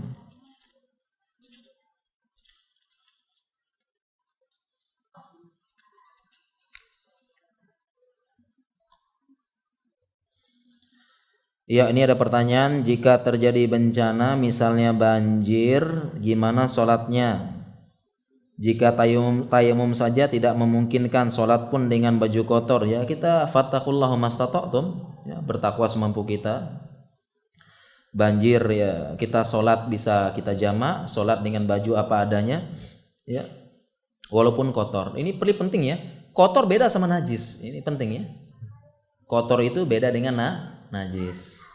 Jadi walaupun kotor banyak tanahnya belum tentu najis. Ini perlu belajar lagi fikih ya. Walaupun kotor, debu, ya banyak lumpurnya belum tentu najis. Beda kotor dengan najis. Ya, tapi setiap najis pasti kotor. Nah, ini perlu belajar lagi nih. Ya, itu ya, oke. Jadi fattaqullaha mastata'tum. Pemberian imunisasi antara pemerintah, PPI dan dokter IDAI kenapa berbeda? Ada yang diwajibkan pada IDAI, ada yang tidak diwajibkan pada PPI. Apa yang sebaiknya diberikan? Nah, jadi begini para jamaah nih. Ya, jadi memang intinya begini, ada PPI, program pemerintah di rumah sakit sama di mana? Di puskesmas, kemudian ada juga dari dokter Indonesia. Memang memang imunisasi ada yang wajib, ada yang enggak. Yang wajib di Indonesia sekarang 7 sekarang ya. 7. Sekarang dulu 5 yang wajib. Ya, wajib yang dulu 5. Ya, macam-macam. Yang wajib sekarang sudah 7 ya. Karena perkembangan ya, ada hepatitis baru lahir, ada ada hepatitis, ya ada TBC dan sebagainya. Ini yang wajib. Kemudian ada vaksin yang hukumnya sunnah bahasanya, anjuran, disesuaikan dengan keadaan. Misalnya dulu sempat ada wabah campak sama rubella. Katanya sih kalau ada yang campak kan nanti ada yang bela katanya. Katanya ya. Jadi campak sama rubella itu keadaan tertentu aja. Keadaan tertentu ya. Sunnah. Jadi kalau pemerintah ini yang wajib penekanannya. Sedangkan kalau IDAI dia tawarkan beberapa yang sunnah-sunnah, yang dianjurkan. Keadaan tertentu dianjurkan pada daerah tertentu dan orang tertentu. Ya, jadi ada anjuran. Ya, jadi intinya semuanya sama intinya.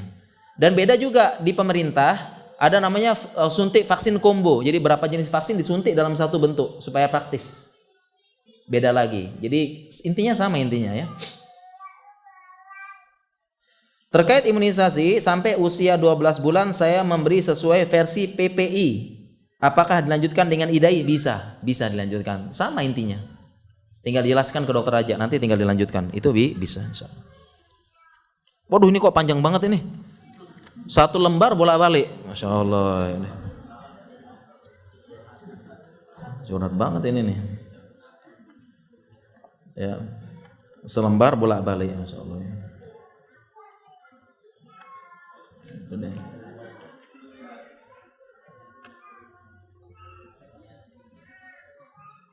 Iya. Enggak apa-apa, dibacain aja lah ya. Sudah berharap. Ya, 2 tahun yang lalu saya kecelakaan, dioperasi, dipasang besi. Ini pen maksudnya ya. Dipasang pen. Ada 2 pennya dan skrunya bautnya ada 13. Yang begitu ya. Jadi kalau operasi tulang tuh mirip-mirip tukang besi. Kadang tulangnya perlu dipentung, teng teng teng, perlu ya. Ya gitu ya. Perlu diikir sedikit, perlu dibor tulangnya, ya, masukin skru, masukin ini. Memang begitu ya. Emang begitu ya. Makanya ada 2 pen, ada 2 skru baut maksudnya. Emang di baut itu. Tulangnya dibor dulu, gitu ya. Masukin pen, masukin bautnya. Nah, memang begitu, Pak. Operasi tulang emang gitu. Ya, kalau keras sedikit kadang perlu diteng teng teng, perlu kadang-kadang. Gitu ya. Alhamdulillah kaki saya belum bisa nekuk full, baru 90 derajat. Mohon doanya ya, semoga dimudahkan, disembuhkan, syafahullah kalau perempuan, kalau laki syafahullah. Saya rindu sholat normal, Masya Allah ya, dia rindu ya. Yang ingin saya tanyakan, apa benar rumor di masyarakat mengatakan kalau orang yang pasang pen tidak boleh kalau hujan di luar, bahaya ada petir? Enggak juga. Enggak ya. Anda ya, enggak sampai segitunya gitu ya. Ya. Ini enggak benar gitu ya. Ya, ada bilang kaki saya kalau pen musim hujan bahaya. Alhamdulillah waktu musim hujan kaki saya baik-baik saja. Memang begitu ya, enggak benar, namanya juga rumor ya. Ya. Rumor itu memang begitu supaya ya jadi rumor ya. Ya. Sebaiknya pen di kaki saya ini lepas apa enggak? Soalnya saya masih trauma. Harus mulai dari awal pakai tongkat, lepas tongkat dan latihan jalan. Ya, jawabannya kemarin sudah saya jelaskan ya pertanyaannya. Kalau pen itu memang ya, kalau setelah operasi pasang pen, biasanya dokter kasih 2 pilihan. Mau dibiarkan seumur hidup atau mau dioperasi buat dilepas. Rata-rata milihnya yang mana? Ya, dibiarkan seumur hidup karena trauma itu. Trauma, kalau lepas sih operasi lagi. Trauma operasi lagi, udahlah biarin seumur hidup. Jadi boleh dibiarkan pen itu seumur hidup, boleh. Dibiarkan seumur hidup ya. Dan dia jadi menyatu dengan tulang nanti, disemen sama tulang. Dibiarkan. Karena trauma dia operasi. Orang operasi itu pasti trauma. Semua orang operasi pasti trauma berat. Takut semuanya, siapapun itu, wajar. Takut. Yang ditakutkan itu ketika dia mejem, buka-buka yaitu tiba-tiba marobbuka man nabiyuk. Tiba-tiba begitu ya. Ternyata nggak mau bangunnya di kuburan. Katanya saya takutnya itu katanya. Padahal secara syariat enggak begitulah ya. Ada kisahnya. Cabut nyawa. Ya, jadi buka-buka bukan dokter, Pak dokter bukan. Ayo buka-buka ya Allah. Dia takut itu, katanya begitu. Takut-takut buka-buka tuh marobbuka. Ya. Ya, tidak benar, itu tidak benar ya. Oke.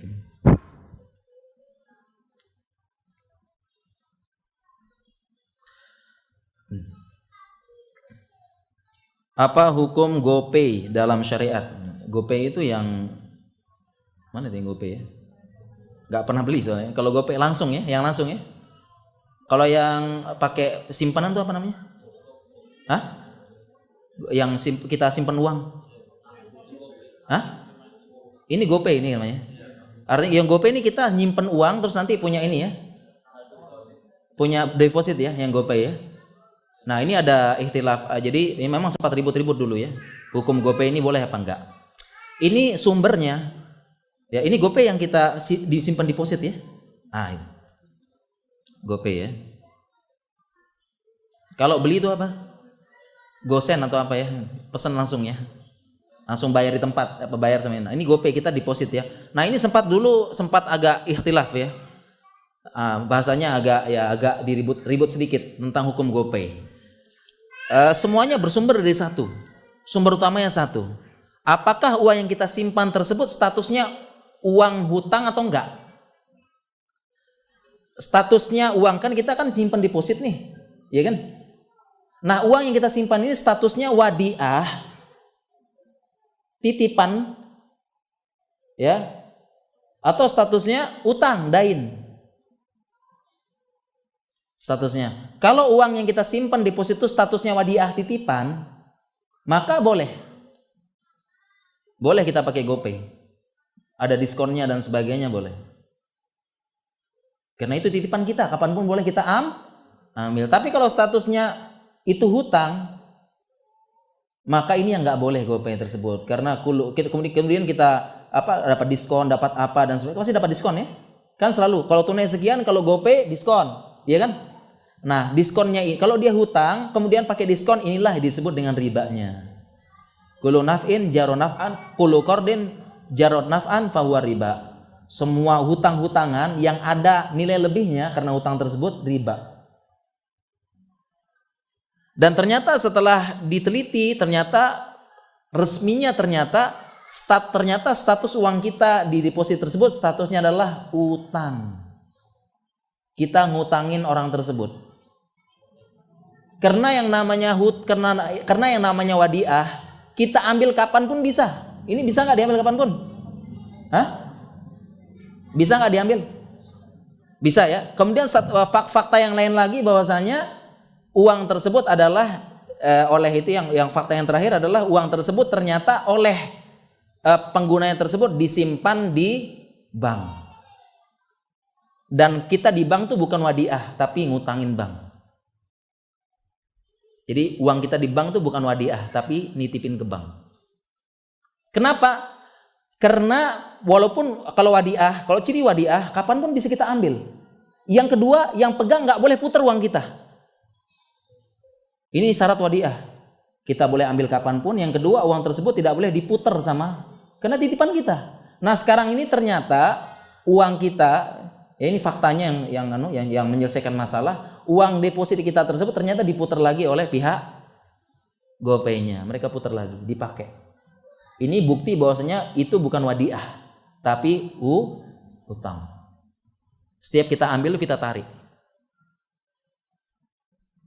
Begitu juga kita nabung di bank, itu bukan wadiah tapi hutang. Kenapa? Oleh bank diputar, ditanam lagi, ditaruh lagi. Ini misalnya bank ini dia taruh lagi, dia tabung lagi ke bank mana?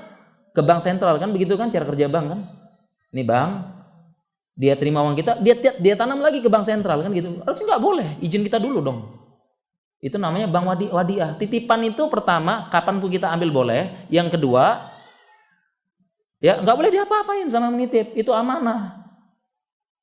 Nah, ini makanya akhirnya menyelesaikan fakta bahwasanya GoPay itu statusnya bukan wadiah tapi apa? Dain, hutang. Sehingga kalau ada diskon itulah disebut dengan riba. Kullu naf'in jarra naf'an fahuwa riba. Wallahu taala alam. Itu yang saya ketahui tentang hukum GoPay. Selebihnya tanya ustadz yang lebih ahli. Bagaimana hukum BPJS kesehatan? Panjang nih, ini satu pertemuan ini. Ringkasnya sampai sekarang BPJS kesehatan ada 3 kelompok. Ya, jadi BPJS kesehatan ini hukum BPJS. Pertama, BPJS kesehatan ini pertama yang perlu kita ketahui, BPJS kesehatan bukan asuransi murni. Kalau asuransi murni nggak boleh. Karena di situ ada goror. Ya, ada goror sama ada kimah, ada judi. Nggak boleh. Kalau asuransi konvensional total nggak boleh. Nah, sedangkan BPJS bukan asuransi murni. Kenapa? Karena dia adalah program negara. Buktinya kalau BPJS tekor, negara tanggung jawab. Jadi bukan asuransi bukan asuransi murni, konvensional yang cari untung. Bukan. Ini fakta yang pertama BPJS. Yang kedua, BPJS ada 3 kelompok. Yang pertama, kelompok nggak mampu. Bisa ikut BPJS gratis asalkan pergi ke Pak RT, Pak RW minta surat keterangan tidak mampu, daftar kemudian. Maka dia dapat fasilitas BPJS gratis. Kelas paling rendah. Nggak perlu bayar premi. Asalkan tadi ya harus ke RT, siap-siap dapat stempel apa? Keluarga nggak mampu. Nah, bahayanya Indonesia ini tengah-tengah. Dan sampai sekarang di Indonesia belum ada definisi yang jelas tentang keluarga nggak mampu. Sehingga infonya beberapa pihak-pihak tertentu itu pejabat-pejabat tertentu ya semua keluarga yang mampu tuh dikasih surat keterangan miskin padahal mampu. Supaya BPJS-nya gratis, nggak bayar premi. Nanti pas berobat naik kelas, gitu aja deh. Kan luar biasa ya, amanah berat ya. Kalau kelompok pertama ini ya kira-kira boleh apa enggak? Boleh apa enggak jemaah? Boleh, karena ini bentuk subsidi pemerintah kepada rakyatnya. Kelompok yang kedua BPJS, kelompok PNS, ABRI, polisi, ABRI dan aparatur negara. Ya enggak? Atau yang dulu namanya apa? Apa namanya dulu, Pak? Askes. Dari mana diambil? Dari potongan gaji. Siapa yang gaji tersebut? Siapa yang kasih gaji pemerintah? Pemerintah. Balik kemana? Pemerintah lagi. Sehingga statusnya yang kedua ini sama saja seperti jaminan kesehatan masyarakat bagi pegawainya dan aparatur negaranya. Kira-kira yang kedua hukumnya apa para jemaah? Boleh atau haram? Yang kedua? Boleh atau haram? Boleh. Karena yang kedua ini kurang lebih sebenarnya ya gajinya dari pemerintah balik ke pemerintah lagi.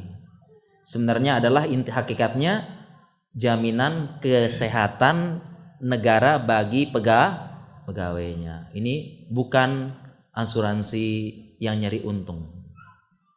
Hukumnya boleh. Nah, yang jadi pertimbangan sekarang adalah kelompok yang ketiga atau dikenal dengan pihak swasta.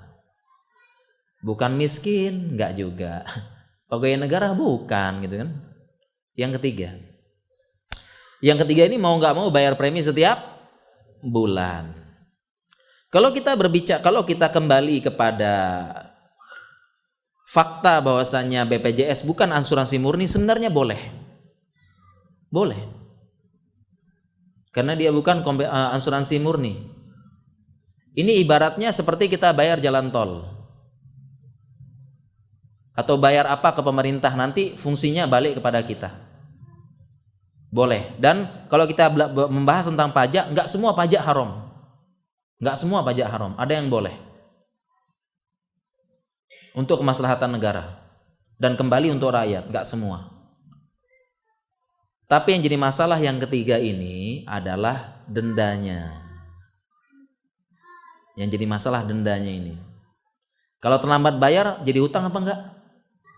Statusnya terlambat bayar jadi hutang apa enggak? Hutang. Kemudian dijadiin denda, tambahan apa enggak? Inilah yang disebut kullu naf'in ja'a kullu qardin jarra naf'an fahuwa riba. Inilah yang jadi masalah. Sampai sekarang dendanya ini yang jadi masalah. Pihak ketiga. Sehingga solusinya yang ketiga adalah kalau enggak bayar, enggak usah pakai denda, diputus langsung. Diputus tahun 2 tahun, nanti setelah berapa baru bayar lagi. Baru ngaktifin anggota lagi. Ini solusi dari beberapa ustadz-ustadz kita setelah saya diskusi dengan beberapa ustadz. Wallahu ta'alam, itu hukum BPJS. Iya, ini pertanyaan. Di Bali masjid sedikit, jauh, sehingga harus ditempuh dengan kendaraan. Jika hujan yang mengharuskan pakai jas hujan, apakah uzur? Jawabannya enggak usah, enggak apa-apa. Ya, walaupun kita punya mobil itu uzur, enggak usah salat jamaah. Walaupun ada jas hujan. Jadi kalaupun hujan lebat, kita pakai payung, kita punya payung, enggak usah salat, enggak apa-apa, uzur. Karena zaman sahabat juga udah ada mantel payung, ada zaman sahabat. Sekedar mantel hujan ada. Canggih juga mereka enggak bodoh-bodoh amat gitu ya, hujan pasrah. Ada. Ya, ada pelindungnya, ada apa? Ada mereka juga. Tapi itu bukan apa, tetap saja uzur, udah boleh. Walaupun ada jas hujan, ada mobil apalagi apa, boleh dia sholat di rumah. Kalau hujan, itu uzur. Ya, nggak usah paksa hujan lebat, petir-petiran, harus sholat di masjid nih pakai apa? Pakai naik motor, pakai jas hujan, nggak usah merepotkan. Ya, udah sholat di rumah, ini termasuk uzur ya. Ya, para jamaah sekalian, mungkin itu saja pertanyaan yang bisa saya jawab pada kesempatan siang hari ini. Kurang lebihnya saya mohon maaf apabila ada salah kata. Dan kemudian apabila ada salah dalil, salah kesimpulan, salah ayat, hadis, ini mohon saya diluruskan. Disampaikan, bilang aja Ustadz, afwan salah kemarin. Atau afwan Ustadz sesat, nggak apa-apa juga ya. Ini lebih baik daripada saya salah terus dan pertanggungjawabannya lebih berat di sisi Allah Subhanahu wa taala. Ya, karena kerusakan agama ini paling utama disebabkan oleh ulama usuk, ulama yang dia tidak berilmu dan tidak mau memperbaiki diri. Itu sebab utama kerusakan umat, bukan yang lain-lain. Ya, demikian para jamaah sekalian, kurang lebihnya mohon maaf, kita akhiri. Subhanakallahumma bihamdika Asyhadu an la ilaha illa anta astaghfiruka wa atubu ilaik. Wassalamualaikum warahmatullahi wabarakatuh.